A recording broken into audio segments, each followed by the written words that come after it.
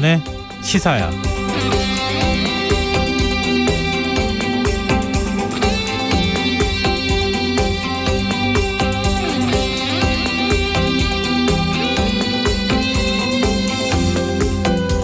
안녕하십니까. 시사평론가 김성환입니다. 아슬아슬하게 이어지던 민주당 대선 후보 간의 네거티브 공방이 숨 고르기 양상을 보이고 있습니다. 이재명 경기도지사의 네거티브 중단 선언에도 불구하고 숨 고르기라는 표현을 사용한 것은 갈등이 언제든 다시 불붙을 수 있다는 관측이 나오기 때문인데요. 실제로 후보들 간의 전면전은 중단됐지만 이재명 지사 사퇴론과 이낙연 후보 측의 경선 불복론까지 등장하면서 캠프 간 신경전은 계속 이어지는 상황입니다. 국민의힘에서는 당대표와 당내 대선 주자 간의 신경전이 이어지면서 당에 새롭게 들어온 식구들이 물려받을 재산 싸움만 하고 있다. 콩가루 집안처럼 보일 것이다. 이런 내부 불만의 목소리까지 나오고 있는데요. 당내 경쟁이 치열해지면 치열해질수록 정치권을 향한 국민의 시선은 더욱 싸늘해진다는 걸 정말 모르는 걸까요? 자세한 정치권 소식 잠시 후 뉴스에서 자세히 살펴보겠습니다. 5.18 광주 민주화운동 당시 신군부의 헬기 사격 사실을 부정하고 목격자인 고 조비오 신부의 명예를 훼손한 혐의를 받고 있는 전두환 씨가 오늘 광주 법정에 섰습니다. 전 씨는 오늘도 사죄의 말을 하지 않았는데요. 더 깊이 있게 들여다보는 인터뷰 시간에선 고 조비오 신부의 조카 조영대 신부와 이야기 나누겠습니다. 정치인의 시각으로 국회 움직임을 통찰력 있게 분석해보는 시간이죠. 여의도 인싸. 오늘은 이재용 삼성전자 부회장 가석방을 비롯한 정치 현안과 대선 전국에서 불거진 여야 지도부의 리더십 문제에 대해 깊이 있는 토론을 해보겠습니다.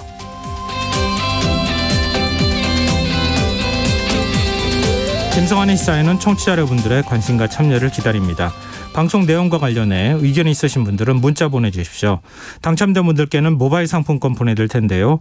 참여하실 번호는 샵9730이고요. 짧은 문자는 50원, 긴 문자는 100원의 이용료가 부과됩니다. 콩 게시판을 통해서도 무료로 참여하실 수 있고요. 콩 애플리케이션과 KBS 일라디오 유튜브 채널을 통해서도 방송을 실시간으로 시청, 참여하실 수 있습니다. KBS 일라디오 김성환의 시사야. 그럼 지금 시작하겠습니다.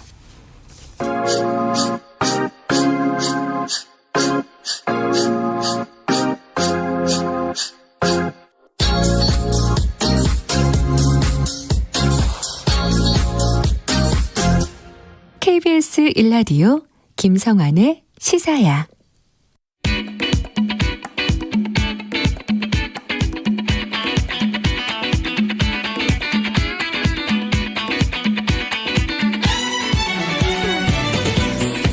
오늘 놓쳤던 뉴스 꼼꼼히 정리해드리는 뉴스야 시간입니다. 김민하 시사평론가 나와 계십니다. 안녕하세요. 안녕하세요. 네, 오늘은 정치권 뉴스부터 좀 살펴볼까요? 윤석열 전 검찰총장의 국민의힘 입당 과정에서 신경전을 벌여온 국민의힘 이준석 대표가 여름휴가를 떠났어요. 근데 이게 일정 보내는 게 좀 특이해요. 그렇습니다. 여름 휴가라고 그러면은 뭐 어디 휴양지를 간다든지 뭐 그런 것이 아닐까 이렇게 생각할 수가 있겠는데요. 네. 근데 지금 코로나19 상황 때문에 사실 휴양지는 자제하셔야 됩니다. 네. 그렇죠. 네. 네. 근데 휴양지는 아니고 이준석 대표는 상주에 가서 여기서 개인 택시 면허 양수 실기 교육 이거를 이제 받는다고 하는데요. 네. 갑자기 무슨 택시냐 이런 생각하실 수도 있는데 이 바른미래당 최고위원 시절인 지난 2019년에 이 카카오의 이제 그 카풀 서비스 도입 이 문제 때문에 택시업계가 크게 반발하지 않았습니까? 네. 근데 그때 이 해법을 찾는다 이런 명분으로 직접 택시기사 자격증을 따고 두 달간 법인 택시를 몰았던 적이 있거든요. 네. 그래서 이때 앞으로 꾸준히 이제 이 고충을 함께 하겠다라고 약속을 했기 때문에 좀 이 약속을 지키기 위해서 이 개인 택시 면허 양수 실기 교육을 받는 것이다라고 설명을 하고 있습니다. 과거엔 개인 택시 면허를 받기 위해서는 뭐 법인 택시 경력이라든가 사업자 택시 경력이 상당 기간 있었어야 되잖아요. 그렇습니다. 근데 이게 법이 기준이 완화가 되면서 무사고 5년이면 개인 택시 양수 양도 교육을 받을 수 있다고 하더라고요. 근데 그런 차원에서 보면 이게 민생 탐방을 위한 나중에 언젠가는 활용할 수 있는 뭐 그런 거를 위한 준비 과정이다 이렇게 볼 수 있겠는데 이게 지금 또 대선 경선 과정에 들어가 있는 상황이라서 이게 과연 맞는 과정인지 휴가 가가지고 하는 행보에 대해서는 뭐라고 할 건 아니지만 하여튼 여러 우려 섞인 시선도 좀 있기는 하던데요. 일단 왜 이런 얘기가 나오냐면 이준석 대표가 휴가 떠나기 전까지 윤 전 총장 측과 상당히 신경전을 많이 벌였기 때문이잖아요. 그렇습니다. 이 윤석열 전 검찰총장이 이제 지도부가 없는 상태에서 뭐 기습 입당을 했다. 이 문제로 시작을 해서 이 대선 주자들이 다 모이는 이런 행사에 계속 불참을 하고 또 심지어는 다른 이제 대선 주자의 캠프에도 이런 행사에 불참할 것을 권했다. 이 보이콧을 종용했다. 이 논란이 계속 불거지면서 여기에 대해서 이준석 대표도 상당히 이제 예민하게 반응하는 그런 상황들이 이어지지 않았습니까? 그래서 이 지난 주말까지 계속 이 상황이 이어지면서 어떻게 되는 거냐 상당히 여러모로 논란이었는데요. 이것뿐만이 아니라 또 이 합당 협상 파트너인 국민의당 안철수 대표하고 신경전을 벌인 이 문제도 네. 사실 마무리가 되지 않은 상태 아닙니까? 그래서 이런 중요한 현안이 있는데 어쨌든 휴가를 가버린 것이다라는 거기 때문에 뭐 이걸 어떻게 봐야 되느냐. 여러 가지로 얘기가 나오는데요. 다만 일단 이준석 대표가 휴가를 갔기 때문에 이 그동안의 갈등이 더 이어지지 않는 좀 중간에 끊고 가는 그런 효과는 있는 것 같습니다. 네. 그래서 예를 들면 오늘 김재원 최고위원의 경우에는 정권 교체에 도움이 되지 않는 어떤 행동도 해당 행위라는 것을 명심하고 모두가 좀 말을 줄여주길 바란다. 이렇게 얘기를 했는데 네. 휴가를 가버렸기 때문에 뭐 말을 줄일 수밖에 없는 상황이 된 거지 않습니까? 네, 그런 효과가 또 있는 것 같습니다. 네. 다스 기간이니까요. 그 기간 다 보내고 난 다음에 돌아오면 어떤 발언을 하는지 좀 지켜보고요. 근데 그나저나 지금 말씀하셨던 것처럼 국민의당과 통합 문제, 좀 안철수 대표가 어떤 방식으로든 의견을 좀 밝혀야 되는 상황 아니겠어요? 그렇습니다. 그래서 이제 나름대로 지금 숙고의 시간을 가지겠다 이렇게 밝힌 그런 상황인데요. 아무래도 이제 지금 이제 이준석 대표하고 이제 합당을 둘러싸고 뭔가 대표 대 대표로 담판을 요구하는 그런 상황이었는데 이준석 대표가 여기에 대해서 안철수 대표가 계속 답을 안 하기는 어려운 상황이니까 네. 결국 이제 결론을 내야 될 시점이 오고 있다는 겁니다. 다만 이제 어떤 결단을 내릴 것이냐 이것은 좀 지켜봐야 될 문제인데 예를 들면 국민의힘하고 합당을 한다고 해도 그 안에서 이 대선 주자로서 뭔가 이렇게 이 승부를 좀 걸어볼 만한 그런 상황이 된다든지 아니면 꼭 대권 주자 아니더라도 당권을 노려볼 만한 그런 상황이 된다든지 이런 걸 가정하면 합당이 더 용이할 텐데 지금 그런 상황은 또 아니고요. 그렇다고 제3지대에서 안철수 대표가 독자적으로 행보하기에는 지금 이제 제3지대의 어떤 영역 이런 것들이 상당히 쪼그라져 들어있는 상황이기 때문에 네. 과연 이제 안철수 대표가 어떤 결단을 내릴 것이냐 여러모로 이제 관건인데 최근에 이준석 대표하고의 갈등 구도 자체가 또 굉장히 이제 크게 벌어졌기 때문에 아무래도 국민의힘하고의 합당 이런 것들에 대해서 본인이 약속을 한 거였지만 좀 지키지 않는 쪽으로 가는 명분이 또 이 상황이 되는 거 아니냐 이런 전망도 나오고 있습니다. 그런데 이 대표가 현재 시점에서 대선을 치른다고 가정하면 여당에게 질 수도 있다. 이런 취재 발언을 내놨어요. 그렇습니다. 이 지난 8일 경북 안동의 안동 물길공원에서 열린 토크 콘서트에서 한 말이 여러모로 보도가 됐는데요. 이렇게 얘기를 했습니다. 박근혜 대통령 시절에 51.6%의 득표를 얻어서 이길 수 있었던 것은 박근혜 대통령이라는 인물이 있었기 때문에 가능했던 거다. 그런데 지금은 그런 상황이 아니고 영남권은 물론이고 충청, 강원권에서도 당시의 지지율이 이제 나오지 않고 수도권은 당시보다도 더 지금 상황이 안 좋다. 그렇기 때문에 지금 선거를 하면 예전보다 부산과 대구에서조차 국민의힘을 이제 지지할 사람들이 줄어들어 있는 상황이라 아마 오늘 선거하면은 여당의 5% 정도 질 것이다. 이런 얘기였습니다. 그러면 어떻게 해야 된다는 것이냐? 여기서 이준석 대표는 결국 이제 그동안에 정치에 대해서 좀 적극적이지 않았던 20, 30대 지지층의 지지를 이끌어내서 이걸 토대로 뭔가 이 대선에서 승부를 걸어야 내년 대선 승리가 충분히 가능하다. 이런 얘기를 한 건데요. 그러면서 지금의 이제 윤석열 전 검찰총장이나 이런 이제 리더십의 형태로는 2030의 지지를 이끌어내기가 다소 이제 어렵다. 그래서 좀 힘을 합쳐야 된다. 이런 얘기를 한 겁니다. 정치공학적으로 의미를 해석하자면 이준석이 있어야 이긴다. 또 이렇게도 해석이 가능할 것 같기도 한데요. 본인하고 잘 지내야 이 득이 된다. 뭐 이런 얘기입니다. 네, 알겠습니다. 자, 민주당 얘기 좀 해보죠. 민주당 대선 주자인 추미애 전 장관이 오늘 열린민주당과의 통합을 공개 제안했어요. 그렇습니다. 이 국회 소통관에서 기자회견을 갖고 더불어민주당하고 열린민주당의 통합을 주장을 했는데요. 국민의힘을 중심으로 보수 대연합이 이루어지고 있고 소위 제3지대 소멸은 예정된 수순이다. 그렇기 때문에 민주당은 박빙의 싸움을 준비해야 된다라는 거였습니다. 그래서 열린민주당하고 통합을 위해서 지금 이제 검찰개혁, 언론개혁 등의 정책연대부터 시작해도 좋고 좀 이러한 문제에 대해서 당 지도부가 합당 협상에 적극적으로 나서야 된다라고 이제 촉구를 했는데요. 그러면 통합 방식에 대한 어떤 그런 전망은 뭐냐? 민주당에 대해서는 좀 일방적으로 열린민주당에 간판을 내려라 뭐 이런 일방적인 흡수가 아니라 정권 재창출을 위한 시너지를 만들자는 것이다라고 이제 거론을 해서 당대당 통합이 필요하다라는 취지로 이제 이해가 되고 있습니다. 네. 이 범여권의 강성 지층의 지지를 좀 받고 있는 측면을 의식한 거 아닌가 이런 생각도 드는데요. 민주당 지도부 차원의 입장이 혹시 나온 게 있습니까? 일단 민주당은 이소영 민주당 대변인이 입장을 냈는데요. 열린민주당 통합과 관련돼서 특별히 공식 논의되고 있는 바는 없다. 이렇게 이제 얘기를 했습니다. 다만 당내 대권 주자들의 어떤 반응 이런 것들이 또 더해서 나오고 있는데 네. 이재명 경기지사의 경우에는 페이스북에다가 시의적절하고 좋은 제안이다. 적극 환영한다. 개혁 세력이 하나가 돼야 반개혁 반촛불 세력에 맞서 이길 수 있다. 이렇게 입장 표명을 했고요. 김두관 의원도 이 제안에 대해서 환영한다. 이렇게 입장을 밝혔고 그다음에 또 이제 합당 통합의 당사자가 될 최강욱 열린민주당 대표의 경우에도 이 대선 승리를 위해서 필요하다면 힘을 합치는 게 중요하다라면서 환영하고 긍정적으로 생각한다. 이렇게 입장을 밝혔습니다. 네. 다만 일단 민주당 입장이 정리가 돼야 우리 또 절차를 진행할 수 있다. 이렇게 얘기를 해서 일단은 민주당에서 입장 정리가 필요하다는 그러한 단서를 좀 붙인 상황입니다. 네.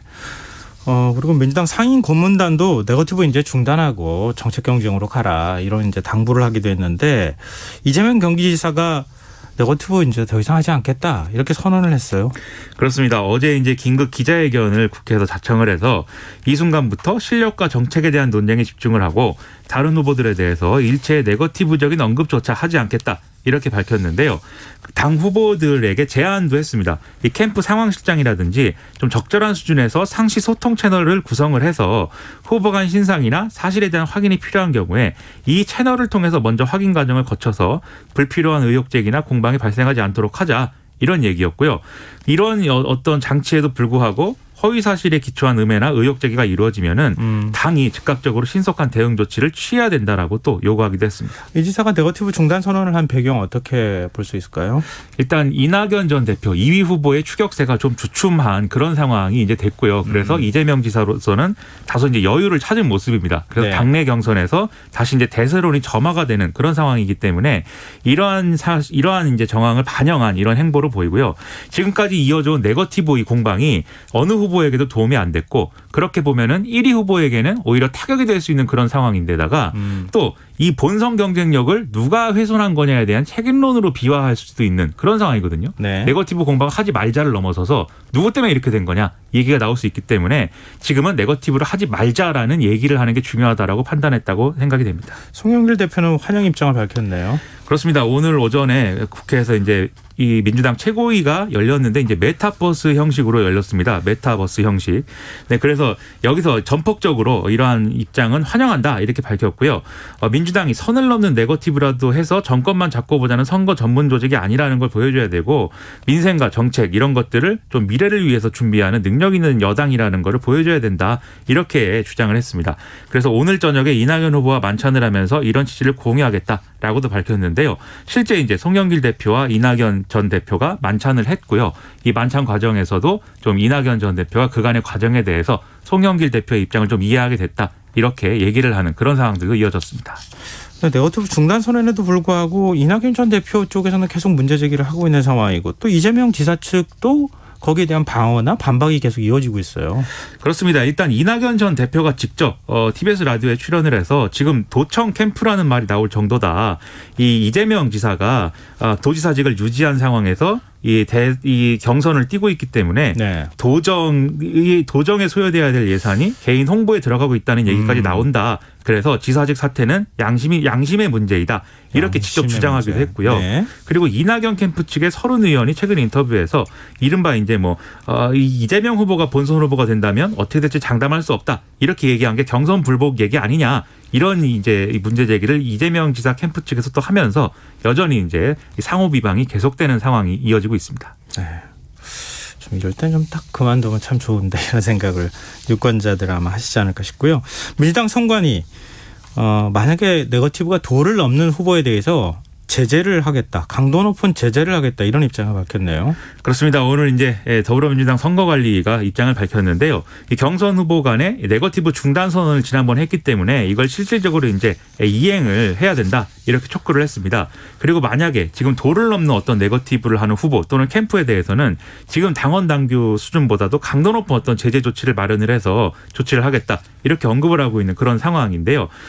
이상민 선거관리위원장도 지금 이 각 후보들이 이 부정적인 네거티브를 중단한다고 선언하고 제안했기 때문에 네. 이러한 내용에 대해서 반대할 사람 없지 않느냐. 그럼에도 불구하고 계속 이 네거티브 공방이 이어지면 이제 선관위가 단호하게 나설 수밖에 없다. 이렇게 또 얘기를 했습니다. 네, 알겠습니다.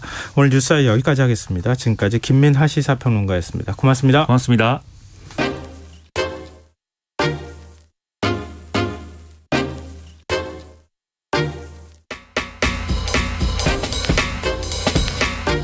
바쁜 당신이 알아야 할 모든 것 여기에 있습니다. KBS 1라디오 김성환의 시사야. 고 조비오 신부의 명예를 훼손한 혐의로 재판을 받고 있는 전두환 씨가 오늘 광주지방법원에서 열린 항소심에 출석했습니다. 그렇지만 건강 이상을 호소하면서 재판은 30여 분 만에 마무리됐는데요. 재판을 마치고 나오는 전두환 씨 모습을 지켜본 5.18 관련 단체 회원들과 시민들은 울분을 터뜨렸습니다. 전두환 씨를 고소한 고 조비오 신부의 조카 조영대 신부 연결해서 조금 더 자세한 얘기 나눠보겠습니다. 신부님 안녕하십니까? 네, 안녕하세요. 네. 지금 전두환 씨 모습이 이전과는 좀 많이 달라졌다. 지금 지난해 1심 선고 이후 9개월 만에 항소심의 세 번째 재판으로 처음으로 이제 출석한 거 아니겠습니까? 근데 네. 과거에 보았던 모습하고 오늘은 좀 많이 다른 모습을 보여줬는데 실제로 오늘 보시니까 어떠셨어요? 예, 그 한 달 전인가요? 예. 뒤뜰에 산책하던 모습은 건강해 보이던데요. 네. 오늘은 실제로 굉장히 노쇠해 보이고 기운 없어 보이는 모습을 보면서 글쎄요, 참 여러 가지 느낌이 교차하더라고요. 그 뭐 집 앞에서 산책하듯이 나왔는데 촬영하던 사진 기자에게 버럭 소리도 지르고 그때까지만 해도 이렇게 살이 수척하게 빠진 모습은 아니었는데 한 달 사이에 뭔가 좀 달라지지 않았나 이런 생각이 들 정도였는데요. 이 재판 출석 날에 이렇게 다른 모습을 보인 게 어떤 의도가 있었을까요? 글쎄요, 이제 뭐 나이가 연세가 지금 또 한국 나이로는 91세니까 예. 또 건강상의 어려움이 있을 수도 있겠죠. 그러나 어쨌든 저희 광주 시민들은 그동안에 재판에 임하는 그런 태도가 너무나 불손했었고요. 예. 그렇기 때문에 이번에 재판에 관련하여서도 뭔가 저희가 있지 않나 하는 그런 의심을 또 하게 되네요. 말하자면 내가 이렇게 건강이 이런데 다시는 재판석에 나 부르지 마라. 뭐 이렇게 뭔가 나름의 그런 자기의 입장을 그런 액션으로 드러내고 있지는 않는가 이런 생각도 해보는데 어쨌든 실제로 건강이 여의치 않는 것일 수도 있기 때문에 그런 저희에 대해서 단언하기는 그렇습니다. 근데 재판 진행 중일 때 계속 또 졸다가 지난번에도 그랬었는데 20여 분 만에 호흡곤란을 이유로 퇴정을 했다고 하는데요. 직접 법정에서 전두환 씨를 본 분들의 얘기는 어떻습니까? 예, 항상 그랬듯이 그냥 그 졸음을 하고 있었고요. 예. 또 오늘은 얼마나 어떤 모습으로 보일까 하고 계속 보고 있었는데, 네. 그냥 중간에 그렇게 이제 건강상의 이유로 지금 여기 계속 있기 어려우니까 뭔가 좀 조치를 좀 해달라 하는 이제 호소를 하게 됐고, 네. 그래서 중간에 이제 나가서 대기실에 이제 있게 됐던 것인데, 그러니까 이 재판에 임하는 그 태도가 지금까지 한 번도 제대로 적극적으로 또 성실하게 임한 적도 없었지만 오늘 또 같은 그런 모습이었다 이렇게 생각이 되고요. 네. 한편으로 정말 건강이 별로 그렇게 안 좋아진다면 이제 만일에 건강이 여의치 못해서 마지막을 맞게 된다면 이 재판이 또 이제 그걸로 중지가 되는 거잖아요. 그렇죠. 네. 그런 면에서는 네. 역사적인 진실 규명에 가장 중요한 그런 재판이기 때문에 제발 건강한 모습으로 이 재판이 마지막까지 이 재판에 임해주기를 바라는 마음도 적지 않습니다. 이미 전두환 씨는 1심에서 유죄 선고를 받지 않았습니까? 근데 네. 항소심 재판의 쟁점은 뭘까요? 1심하고 크게 달라진 게 없는 겁니까? 네, 뭐 당연히 1심 재판도 하루 이틀 한 게 아니고 네. 거의 기소부터 시작하면은 3년 7개월 동안 지금 진행해 왔지 않습니까? 네. 그렇기 때문에 1심 재판을 그렇게 긴 시간을 통해서 또 우리 원고 측에서는 40건에 달하는 그런 증언과 또 증거들을 그렇게 제출을 했습니다마는 그렇게 해서 1심에서 유죄 판결을 이렇게 받아냈는데 저들은 모든 그런 그 증거들과 증언들에 대해서 신빙성이 없다고 다 치부해버리고 여전히 그 2심 항소심에서도 1심하고 똑같은 작전, 똑같은 내용, 똑같은 그런 반복된 내용으로 항소심도 그렇게 끌고 가려고 하기 때문에 정말로 복창이 이렇게 터지는 것이고요. 말하자면은 1심의 재판을 완전히 모든 것들을 다 부인하면서 자기들은 유죄라는 것을 끝까지 고집하고 있는 지금 상황이네요. 말하자면 헬기 기총서사는 없었다. 이것이 자기들의 끝까지 주장하는 바입니다. 그 재판부는 전두환 씨 변호인이 신청한 현장적 검증 조사 진행하지 않겠다. 또 증인도 일부만 채택하겠다. 이렇게 판단을 했다고 합니다. 네. 그 근거가 어디 있다고 보십니까? 다시 처음부터 재판을 하자 이런 요구를 받아들일 수 없다는 얘기인가요? 일단은 그 국방부 측에서 현장 검증, 그 헬기 기총소사 현장 검증에 대해서 요구를 받아들일 리가 만무하기 때문에 현장 검증은 현실성이 없는 것인지로 그래서 채택하지 않겠다 이제 그렇게 판사 재판부가 그렇게 이야기하더라고요. 네. 그래서 이제 일부 증인만 이제 채택하기로 했는데. 일부 증인만 채택하기로 한 부분에 대해서도 참 여러 가지 유감이 있습니다. 지난번에 그 헬기 기총 소사를 했던 그 헬기 조종사들을 증인으로 채택을 많이 했어요. 자기들이. 네. 그런데 대부분이 채택 본인들이 여러 가지 개인 사정으로든지 간에 증인석에 서지를 않았었고요. 네. 그래서 이번에 이제 증인석에 안 섰던 사람들 중에서 다시 그들을 그 변호인 측에서 그걸 요구하니까 그러면 그들을 채택하겠다고 했는데요. 그 무슨 의미가 있겠는가 싶고요. 왜냐하면은 사격을 했던 사람들이 자기들이 사격을 했다고 지금까지 양심 고백을 해본 바도 없고 자기들끼리 서로 입을 맞춘 정황들이 많이 있는데 또 법정에 세워가지고서 뭔가 양심적인 그런 증언을 할 리가 없다고 보는 것이죠. 네. 지금 이 전두환 재판 그 변호인 측에서는 그 헬기 기총소사를 했던 그러니까 헬기 조종사들만의 증언이 가장 신빙성 있다고 이렇게 주장을 하는데 네. 이게 정말로 어떻게 그것이 가장 신빙성 있는 주장이라고 말할 수 있겠습니까? 그리고 2차제 한 말씀을 드린다면은 증인 채택으로 민정기 전 청와대 공보수석이었던 민정기 씨가 네. 전두환의 그 수족이었고 스피커였지 않습니까? 네. 그런 사람을 증인으로 채택한 이 부분에 대해서도 참 유감입니다. 그래서 이번에 그 변호인들이 주장한 바에 따라 증인들을 채택한 부분이 다소 지금 현 재판부에 대해서는 저희들로서는 좀 별로 마음이 좋지 않고 그런 네. 유감을 가지고 있습니다. 이제 그 앞에 이제 증인 얘기하셨지만 육군 제1항공여단장이었던 송진원 씨가 1심 재판에서 전두환 씨 증인으로 출석을 했어요.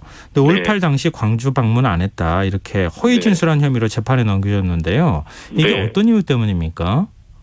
예. 그 재판 증언석에서 위증을 했죠. 5.18 당시 광주에 온 적이 없다 하고. 네. 그러나 아시다시피 저희들이 제출했던 그 증거 자료이기도 합니다마는 그 육군 항공대에서 스스로 만든 육군 항공 병과사라고 있습니다. 네. 거기에 의하면은 5월 26일에 그 송준호 씨가 광주에 내려왔고 그리고 5월 27일에 복귀했다 하는 것이 그 병과사에 정확하게 나와 있고 이에 대해서 또 전두환 씨가 치하를 했고 전두환 씨의 사인까지 있는 그 기록이 분명히 있기 때문에 네. 광주에 전혀 온 적이 없다라고 하는 부분은 위증이다라는 거죠. 그래서 이 부분에 대해서 저희들이 고소를 하였고 예. 드디어 8월 6일에 이제 기소가 되었는데요. 이 항공 여단 그 창단을 했던 그 당시에 유일한 항공 원스타였죠. 예. 그리고 또 가장 큰 그 항공단의 것은 가장 큰 선배 아니겠습니까? 네. 그리고 그 사람이 이 위증을 가이드라인으로 제시를 하기 때문에 그를 따라야 했었던 그 절대 명령에 복종을 했었던 계엄군들도 당연히 그 가이드라인에 따라서 위증을 하게 되는 것이죠. 네네. 그래서 이런 그 위증은 5.18의 진상을 규명해 내는데 대단히 걸림돌인 것이고 또 그것이 위증인 것이 분명히 드러났기 때문에 네. 저희들이 고소를 하고 또 기소를 하게 이르게 알겠습니다. 된 것이니까요. 제발 이번 기회에 계엄군들을 이제 지난 40년 동안 마음의 양심에 그 얼마나 어둡게 무겁게 가져가고 있었을 것인데 네. 이제는 제발 좀 저희들이 처벌을 목표로 하지 않으니까 제발 좀 양심 고백을 좀 하고 진실을 좀 가릴 수 있게 되기를 진심으로 바랍니다. 만일에 네. 끝까지 고발하지 않는 그 진실을 고백하지 않는다면은 네. 저희들은 그 계엄군들에 관하여서 그 검찰 측과 저희 변호인 측과 이것에서 관련된 많은 자료들을 예. 다 가지고 있기 때문에 네. 이제는 계엄군들에 대해서도 하나하나 끝까지 고발을 조치할 것을 하고자 지금 계획을 세워뒀습니다. 네. 그러니 이렇게 가기 전에 본인들이 어서 그 진리를 고백하기를 진심으로 바랍니다. 네, 알겠습니다. 네, 오늘 말씀 고맙습니다. 네, 감사합니다. 네, 지금까지 고 조비오 신부의 조카이신 조영대 신부였습니다.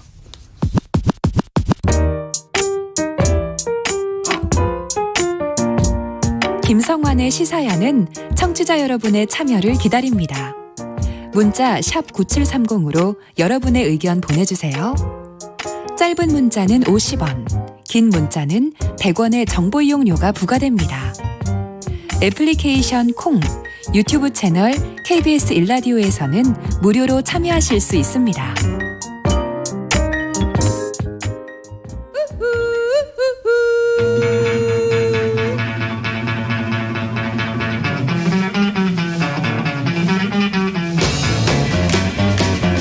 정치인의 눈으로 여의도 국회의 움직임을 통찰력 있게 꿰뚫어보는 시간입니다. 여의도 인사이트, 줄여서 여의도 인싸인데요.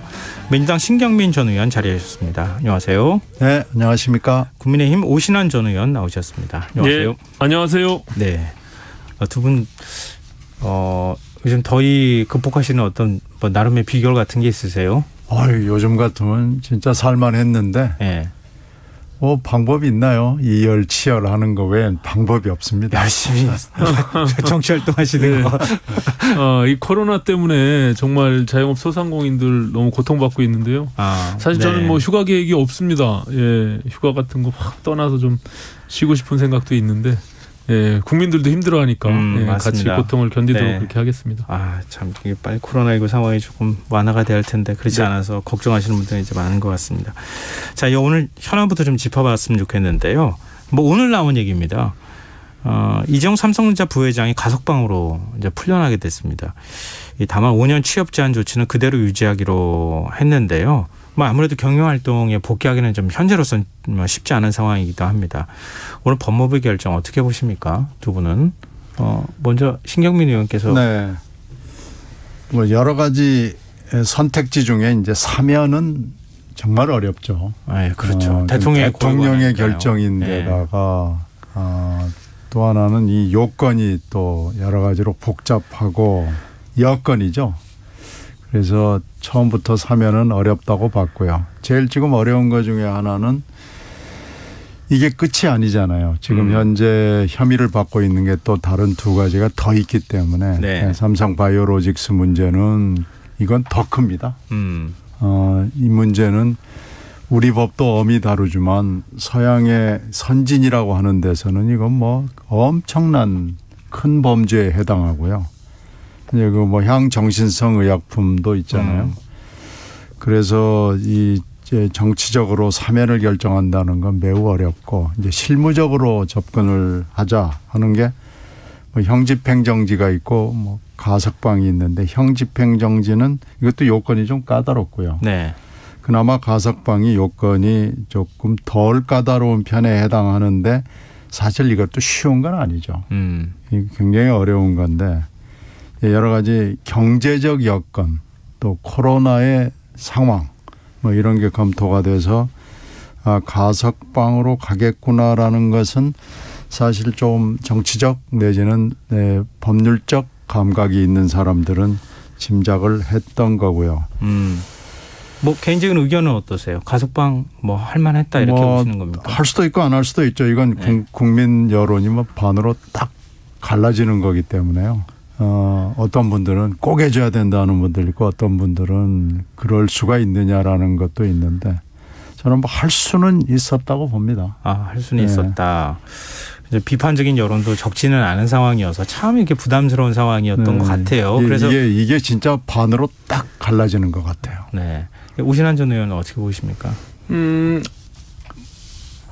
특혜라고 볼 수가 있죠. 예, 국민들 정서상. 네. 어쨌든 지금 법무부에서는 뭐 코로나19 장기화로 인해서 국가적 경제 불황 그리고 뭐 글로벌 경제 환경을 예를 들고 불가피한 측면이 있다라고 얘기를 했는데 저는 뭐 이제 문재인 정부가 굉장히 곤혹스럽게 결정을 내린 것 같고요. 네. 다만 이게 6년 전에 문재인 대통령이 당시에 박근혜 정부가 이 가석방 논의가 있었던 적이 있어요. 네. 근데 박근혜 정부 시절에도 완화시켰죠. 조금. 네, 그렇습니다. 네. 그래서 그 당시에 2015년도인데 그 새해 기자회견에서 언급한 박근혜 대통령의 언급 내용을 가지고 당시 그 문재인 대통령께서 강하게 비판한 적이 있거든요. 근데 지금 똑같이 뒤집어진 상황이 된 거예요. 네. 청와대는 관여하지 않는다라는 이야기를 했고 또 재벌이라고 해서 특혜도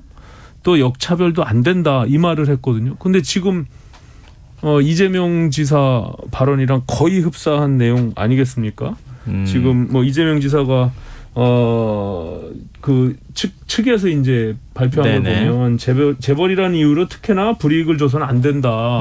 뭐 이런 이야기를 한 것인데 어떻게 보면은 뭐 지금의 여러 가지 상황 속에서 불가피한 선택일 수는 있으나 과거에 본인들이 했던 그 말들을 똑같이 뒤집어서 또다시 내로남불이 된 이런 상황들을 사실상 정치적인 부담이나 책임을 질 수밖에 없는 뭐 그런 상황이 된 것이죠. 근데 오전 의원께서는 좀 부정적으로 평가를 하셨는데 네. 내로남불이라는 표현도 쓰시고 근데 국민의힘 당내 대권 주자들은 네. 이명박 박근혜 전 대통령 사면해줘야 된다는 얘기까지 하잖아요. 네네. 그게 내로남불하고 배치되잖아요. 어떻게 보면. 저는 그 부분은 뭐 어쨌든 좀 뭐 다양한 의견이 있을 수는 있는데 네. 저는 그 온전히 헌법상 대통령의 고유 권한이라고 생각하고요. 네. 그 결정에 저는 뭐 제가 거부할 이유는 없고 저는 그 따를 수밖에 없는 그 뭐 필요성에 대해서는 동의하는 측면이 있으나 어쨌든 그 정치적 부담은 대통령이 짊어지는 대통령이 것이다. 지고 또 민주당이 그동안 했던 스탠스와 그것이 이제 궤를 같이 해야 되는 측면이 있으니까 굉장히 큰 곤혹스러운 측면이 있는 거죠. 지금 이제 8.15 특사 얘기가 나왔었단 말이에요. 네. 그러다가 지금 가석방이 먼저 이루어진 셈이 돼버렸잖아요. 그러면은 8.15 특사는 없는 겁니까? 전 대통령에 대해서? 신경민 그건 의원은 어떻게? 지금 현재 시간적으로 일단 불가능하고요. 네. 특사는 8.15는 뭐 아예 가능하지가 않죠. 특사가 뭐 올해 안에 있을 수는 있다. 뭐 내년 초 임기 끝나기 전에 있을 수 있다. 이런 여러 가지 얘기들은 설왕설래하지만 결정된 건 사실 아무것도 없고요. 이건 정말로 오로지 문재인 대통령의 결단입니다. 어떻게 될지 지금 현재로서는 예측하는 것이 뭐 거의 불가능에 가깝다고 볼 수 있죠. 근데 뭐랄까 사면 얘기가 청와대에서는 안 나오는 것 같은데 청와대에서 혹시 흘리는지는 모르겠지만 네. 보수신문에서 사면 제기를 막 일면에다가 사면한다 막 이렇게 지금 계속 쓰기도 하고 지금 논의가 이루어지고 있는 것인지 아예 안 되는 것인지 그것도 참 애매한 상황이라서. 사면을 하고 싶어하는 사람들은 분명히 존재하는 거죠. 네. 그런 얘기가 자꾸 흘러나오고 여러 매체를 통해서 나오고 그러는 것은 이게 뭐 이렇게 에드벌룬으로 띄워보는 거일 수도 있고요. 그런 생각을 하는 사람들이 분명히 존재한다는 것을 알려주는 겁니다. 아니 청와대의 태도가 사면에 대해서 열어놓은 듯한 이런 뉘앙스를 계속 풍기니까 과거와 좀 다른 스탠스를 취하고 있는 것이고요. 네네. 그것이 자연스럽게 흘러나올 수밖에 없는 거죠. 저는 물리적으로 이번 8.15 사면은 어렵다라고 하는 것은 하나의 핑계일 뿐이고 그렇다면 물리적으로 시간적 여유가 있는 연말에는 그럼 할 것이냐. 네. 그렇게 해석될 수도 있는 것이잖아요. 사면은 불가하다. 우리 문재인 정부에서는 검토 대상이 아니다. 이렇게 못 박아서 얘기를 못 하고 있는 거 아닙니까? 그럼 그 모든 것들도 정무적 판단들을 청와대에서 지금 하고 있다. 예, 이렇게 저는 보여집니다. 네. 어찌됐든 참 청와대 입장으로서는 곤혹스러운 화두를 좀 쥐고 어떻게 이걸 풀어나갈 것인지 뭐 일단 이재용 부회장 문제를 먼저 가석방 문제로 좀 그 정리를 하고 그다음에 또 전직 대통령 문제에 대한 어떤 결단을 내린다면 그런 상황으로 가지 않을까 싶은데요. 근데 얘기가 나와서 말인데요. 윤석열 전 검찰총장이 박근혜 전 대통령을 불구속 수사하려고 했다. 이런 발언을 내놨어요. 이게 정치적 논쟁을 좀 불러일으키고 있거든요. 오신환 전 의원님 어떻게 보십니까? 그러니까 윤석열 전 총장의 정체성이 굉장히 모호한 입장에 있는 것만은 사실이잖아요. 왜냐하면 모호한 게 아니라 예. 사실 어찌 보면 그 특검 수사팀장이었잖아요. 당사자잖아요. 네, 그러니까 모호하다는 거죠. 그 당시에는 수사를 책임졌던 책임자로서 네. 지금은 야권 진영의 대권 주자 후보로서 또 우리 당의 지지자들의 지지를 받아야 되는 입장, 이 정치적 고려를 안 할 수밖에 없는 이런 상황에서 윤석열 전 총장이 사실은 그 정체성의 모호가 혼란이 올 수밖에 없는 것이죠. 사실은 수사를 책임지고 형량을 구형했던 그 총괄 팀장으로서는 사실은 이 지금의 사면 이야기 불구속 수사를 하려고 했다라는 부분들 이런 부분들이 사실상 뭐 그 당시 책임자로 보면 사실 이해하기 어려운 그런 발언일 수밖에 없죠. 네. 예. 그렇기 때문에 뭐 여당에서도 공격이 있지만 우리 내부에서도 일부 대권 주자들이 그 부분에 대해서 의혹을 문제 제기를 하고 있는 것이죠. 예. 뭐 홍준표 지금 이제 후보죠. 네. 홍준표 의원은 거짓말하지 마라. 뭐 이런 표현까지 사실 쓰기도 하던데. 그 당시에 뭐 팩트가 중요하겠죠. 근데 네. 그 당시에 내부적으로 수사팀들이 토론을 했을 수는 있겠지만 불구속 얘기가 흘러나온 기억이 없습니다. 그런 걸로 봐서 글쎄 잠시 뭐 거론은 됐을지 모르지만 불구속 얘기를 꺼낼 수 있었던 분위기는 아닌 것 같은데요. 그렇게 따지면 만약에 그게 맞다면 그 팩트가 맞다면 지금 현재 윤석열 전 검찰총장이 이제 후보가 되면서 약간 다른 얘기를 하고 있는 거 아닌가. 네, 정치적 입장을 섞어서 얘기하는 거 아닌가. 그렇게 되면 이게 진실 공방으로 가버릴 수 있거든요. 그러면 뭐 별로 그렇게 좋은 얘기는 아닌데 왜 했는지 짐작은 가는데 네. 꼭 했어야 되는가 하는 부분에 대해서 저는 좀 회의적입니다. 이 국민의힘 내부에서 보면 참 미묘한 얘기잖아요, 이게. 왜냐하면 네. 이준석 대표도 여야를 불문하고 탄핵의 강에 들어가는 쪽이 내년 대선에서 진다. 뭐 이런 얘기를 하기도 했었고요. 네네. 이렇게 박근혜 전 대통령, 지금 최재형 전 감사원장도 박 전 대통령 사면을 해줘야 된다. 이렇게 얘기를 언급하지 않았습니까? 이른바 뭐 친박에 너무 호소하려고 하는 거 아니냐. 뭐 이런 지적이 나오면서 당내 미묘하게 지금 개파 간의 이해관계가 충돌하는 거 아니냐 이런 얘기까지도 나오거든요. 저는 뭐 이 탄핵이 그동안 당시에 정당했느냐 여부와는 좀 별개로 네. 지금 사면의 얘기는 좀 분리해서 볼 수도 있다. 저는 이렇게 생각합니다. 뭐 저도 탄핵에 찬성했고 네네. 그 부분에 대해서 저는 뭐 부정하지는 않는데 하지만 지금 상황에서 사면에 대해서 그것을 동의하느냐 안 하느냐는 그 탄핵의 정당성하고는 뭐 별개로 볼 수 있는 것이거든요. 꼭 그것을 일치시켜서 그러면은 지금 사면을 요구한다고 해서 그 당시 탄핵이 그러면 그걸 부정하는 것이냐 이렇게 보지는 않거든요. 그렇기 네. 때문에 저는 뭐 그것은 지금 상황에서 여러 가지 국민적 통합과 화합 또 한편으로는 문재인 대통령의 입장에서도 정권 내에서 이 부분을 좀 마무리 짓고 마무리하려고 하는 이런 생각이 여러 가지 판단 속에 있기 때문에 지금 네. 사면 논의가 계속되고 있는 것이거든요. 예, 그래서 그건 별개로 보고 다만 지금 윤석열 전 총장이 앞서 말씀하신 그런 여러 가지 사면에 대한 문제나 아니면 불구속 수사하려 했다 이런 부분들을 언급하는 것 자체가 저는 본인한테 득이 되지 않거든요. 오히려 국민의힘의 지지층을 보고서 자기가 그런 정도의 마음을 썼다라고 하는 게 결과적으로 그걸 다시 회상하게 하고 결국엔 장본인이기 때문에 그 부분에 대해서 어떤 이야기를 하더라도 저는 별로 득이 될 것 같지 않습니다. 그래서 정무적으로 저는 이 이야기를 굳이 왜 하나 이런 생각이 논란이 계속 증폭될 수밖에 없는데 그런 정무적 판단이 좀 아쉽다 이렇게 생각합니다. TK 여론을 의식하는 거 아니냐. 그러니까 확실하게 당내 입지를 확보하기 위해서 저러는 거 아니냐. 뭐 최재형 전 원장도 역시 마찬가지고요. 아니 그러니까 불구속 수사하려고 했고 지금 사면 논의를 한들 과거에 본인이 특검에서 팀장으로서 했던 그 수사에 대한 주체 그건 팩트니까 그걸 부정할 수는 없잖아요. 그러면 이제 자기 아까 말한 대로 이중적 정체성에 대해서 굉장히 꼬이게 되기 때문에 그 논란을 계속 불러일으킬 수밖에 없죠. 또 민주당에서도 그것을 공격을 안 할 수가 없는 상황이니까 이것은 자꾸 이슈를 만들면 만들수록 본인한테 무슨 도움이 될까 저는 그렇게 판단을 합니다. 알겠습니다. 자, 그럼 이 얘기는 여기서 좀 마무리 짓고요. 다른 정치 현안 이것도 참 이렇게 첨예하게 서로 간에 시각이 좀 엇갈릴 만한 문제인 것 같은데요. 일단 한미 군당국이 내일부터 한미 연합훈련 사전 연습에 들어갈 예정입니다. 이 전반기 훈련 때보다 참여 인원이 대폭 축소가 됐다 이렇게 지금 알려지고 있는데요. 국민의힘 김기현 원내대표는 이적행위와 다름없다. 또 훈련을 하잖아요. 안 하는 건 아닌데 축소해서 하는 것도 이적행위나 다름없다. 이렇게 지금 비판하고 있거든요. 이건 신경민 전 의원께서 먼저 답변을 해 주셔야 될 것 같은데요. 아니, 무슨 얘기인지는 알겠는데 이게 이렇게까지 심하게 얘기를 해야 되는지는 잘 모르겠습니다.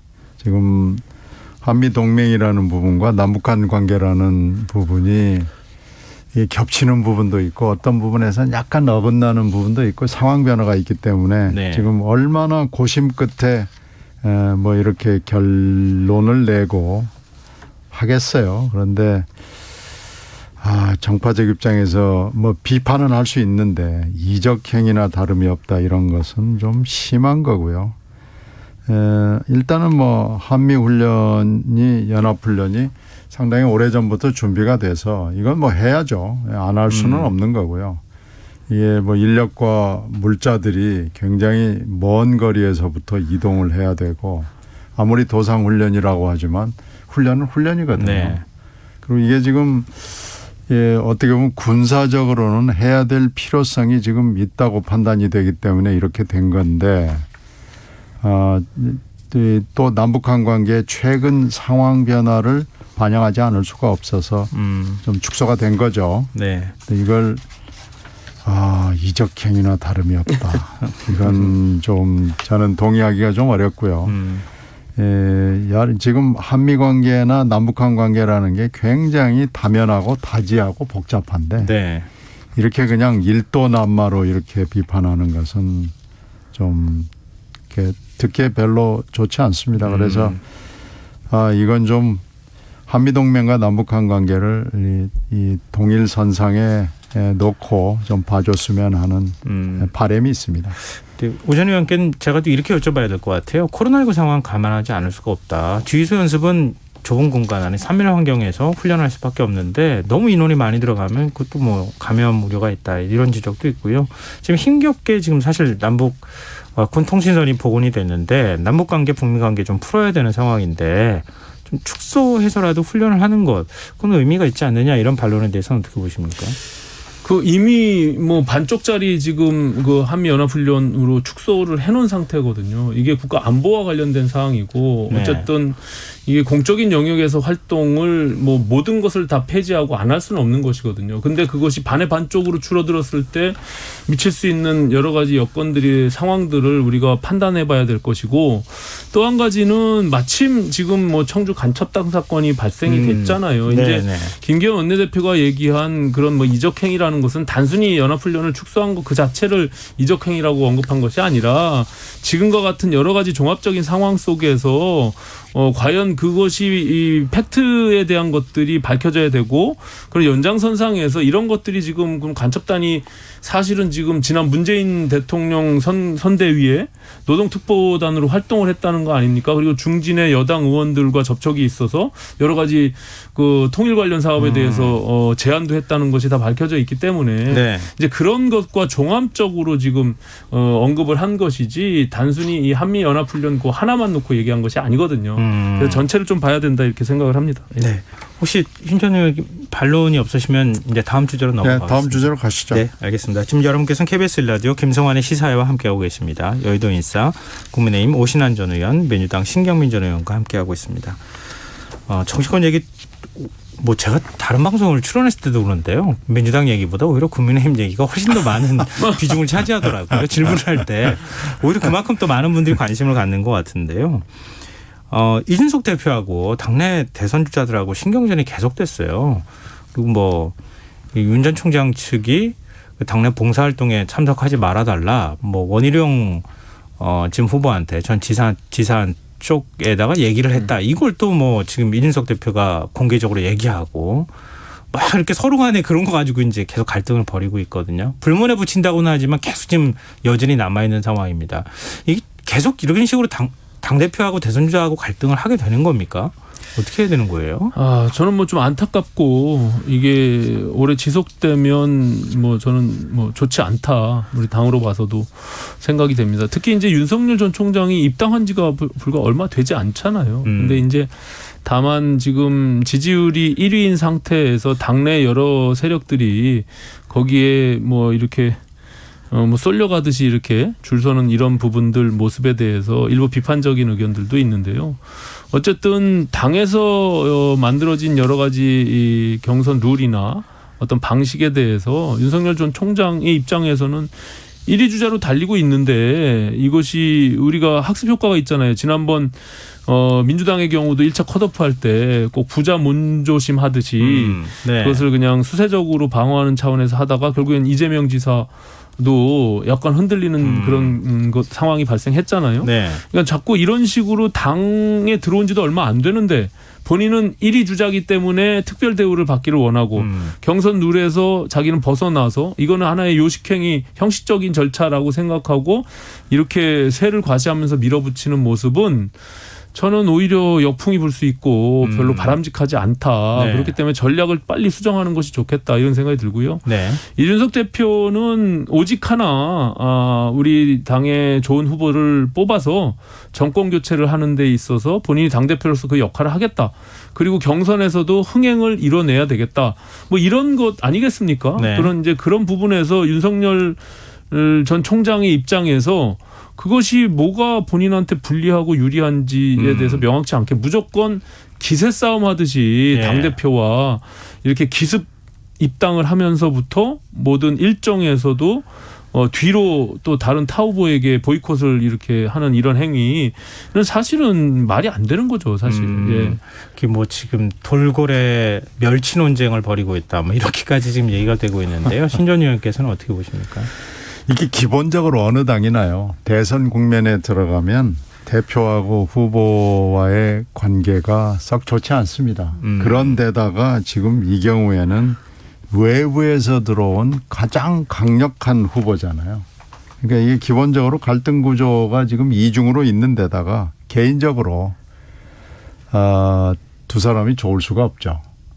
개인적으로요? 네, 개인적으로 두 사람이 아무리 봐도 공통 부모가 별로 없어요. 네, 그러니까 이준석 대표와 이 지금 유력 주자 간에 하여튼 뭐 좋아질 수 있는 뭐 유인이나 요인이 전혀 없기 때문에 그런 데다가 이 처음부터 이런 갈등 구조 속에서 지금 이 사태가 난 거 아니에요? 지금 뭐 지도부 패싱하는 일정을 뭐 패싱을 했네 안 했네 뭐 진실 공방이 벌어진 건데 이건 뭐 거의 진실은 밝혀져 봐야 빤하겠죠. 그러나 이걸 가지고 갈등을 해봐야 무슨 득이 되겠어요. 그러니까 이건 뭐 봉합할 수밖에 없는 건데 이런 정도의 아마 에피소드나 사례는 앞으로도 계속 일어날 수밖에 없고 이 구조는 점점 골이 깊어지면 깊어졌지 뭐 봉합될 것 같지는 않네요. 대선 주자들 간의 경쟁이 좀 치열해지면 치열해질수록 당대표가 어느 정도의 스탠스를 취하느냐 이게 참 어려운 문제잖아요. 앞으로 좀 어떻게 하는지 좀 지켜보면 어떨까 싶고요. 마지막으로 사실 이 주제 하나는 안 짚고 넘어갈 수가 없어서 민주당 네거티브 중단 선언에 대해서 얘기 안 할 수가 없을 것 같아요. 이재명 경기지사가 네거티브 중단 선언을 했어요. 네. 지금 다른 후보들도 일단은 후보들 차원에서는 공감을 하고 있는데요. 민주당 이제 네거티브 없어지는 겁니까? 아니 네거티브 중단하자고 그러는데 동의 안 할 재간이 없잖아요. 이거 동의 안 더 하면 싸웁시다 이렇게 얘기하기는 어려우니까요. 뭐 우리 나는 네거티브 할래요 이러면은 그건 완전히 정신없는 소리고요. 네. 이것도 이제 기본 구조의 문제인데 네거티브를 누가 먼저 시작을 했느냐 뭐 이렇게 따지고 보면은 이 책임 공방을 따지고 들어가 보면은 네거티브라는 게 원래 중단하자고 선언하는 사람이 먼저 네거티브를 세게 한 경우가 많고 이 경우에도 거기에 해당합니다. 그렇기 때문에 이건 뭐 일단은 다 동의했지만 언제 어디서 누가 어떻게 깰지 또 아무도 짐작할 수 없는 그런 거죠. 불안한 봉합이다 이렇게 보셔야 될 것 같은데요. 정치권에서는요. 예. 내가 상대 후보를 하는 것은 후보 검증이고 예. 상대가 나를 후보 검증하는 건 네거티브라고. 그러니까 이게 동의어입니다. 그렇기 때문에 사실상 이게 네거티브를 중단하자고 하는 것이 네. 그렇다고 후보 검증 정책 비전 뭐 이런 것들을 다 아무것도 안 할 수는 없잖아요. 네. 경선 과정에서. 그쵸. 그렇기 때문에 결과적으로 이거는 물밑에서 또 지금 뭐 후보 검증단을 설치하자 말자 이 부분부터가 네. 이것이 계속 증폭되면 네거티브 논쟁이 될 수밖에 없죠. 그렇기 때문에 뭐 후보 입장에서는 좋은 말이죠. 국민들을 상대로 네거티브 이제 그만하자라는 것을 다 동의할 텐데 실질적으로 캠프 내에서 여러 다른 이제 대변인들이나 정책단에서 토론을 붙게 되면 이 검증을 안 할 수가 없죠. 예. 그래서 이거는 뭐 제가 앞으로 봐서는 말로만 중단하는 것이지 뭐 계속 더 오히려 이렇게 시간이 가면 갈수록 가열될 수밖에 없는 그런 상황이다. 저는 모든 네거티브는 또 상대 입장에서는 흑색선전입니다. 그래서 이 세 개가 구분이 안 돼요. 국민 여론이 참 중요하죠. 그러니까 그렇죠. 여론을 좀 살피면서 공격을 하더라도 좀 해야 할 필요가 있는데요. 사실 국민의힘 입장에서도 지금 검증단 만든다고 하잖아요. 네. 곧 이제 네거티브가 시작될 거 아니겠습니까? 정책 검증이라는 의미로. 참 네. 국민의힘도 고민이 많을 것 같아요. 예, 후보들 간의 이제 경선이 본격화되면 예, 정책에 대한 검증 또 후보 개인에 대한 도덕성에 대한 검증 이 모든 것을 안 할 수가 없는 거거든요. 내부에서도. 그게 그래야 본선에 가면 오히려 본선 경쟁력을 확보하는 과정이니까 이제 그것을 이제 상대는 계속 네거티브 그만해라 뭐 이렇게 예, 공방이 이루어지겠죠. 예, 이제 저희도 얼마 남지 않았습니다. 이제 참 치열해지는 정치권의 모습을 계속 지켜봐야 되는 입장인데 좀 현명하게 유권자들이 좀 이렇게 이 사안을 어떻게 바라보면 좋을까 좀 판단력을 키우는 과정이 좀 필요하지 않을까 싶습니다. 오늘 여의도 인싸 여기서 마무리하겠습니다. 지금까지 민주당 신경민 전 의원, 국민의힘 오신환 전 의원이었습니다. 두 분 말씀 고맙습니다. 네, 감사합니다. 네, 감사합니다. KBS 라디오 김성환의 시사야 1부 순서는 여기서 마무리하겠습니다. 전 11시 정각 2부에 다시 오겠습니다.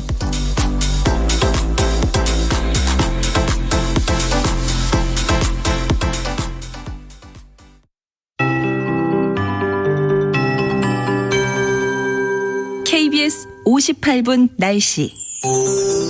지금 경상도 지역 곳곳에서 소나기가 내리고 있고 울산 지역에는 특히 시간당 20mm 안팎의 다소 강한 소나기가 내리고 있습니다. 영동 지방 중심으로는 비가 약하게 내린 곳도 있습니다. 내일 오전부터 밤사이 다시 전국 대부분 지역에 소나기가 내리겠습니다. 또 기압골의 영향으로 중서부와 제주도 지방은 내일 오전에 비가 내린 곳이 있겠습니다. 내일 소나기와 비 예상 강수량 5에서 70mm입니다. 특히 낮부터 밤 사이에는 돌풍과 천둥 번개를 동반하면서 시간당 30에서 50mm의 매우 강한 소나기가 내린 곳이 있겠고 특히 경남 내륙 지방은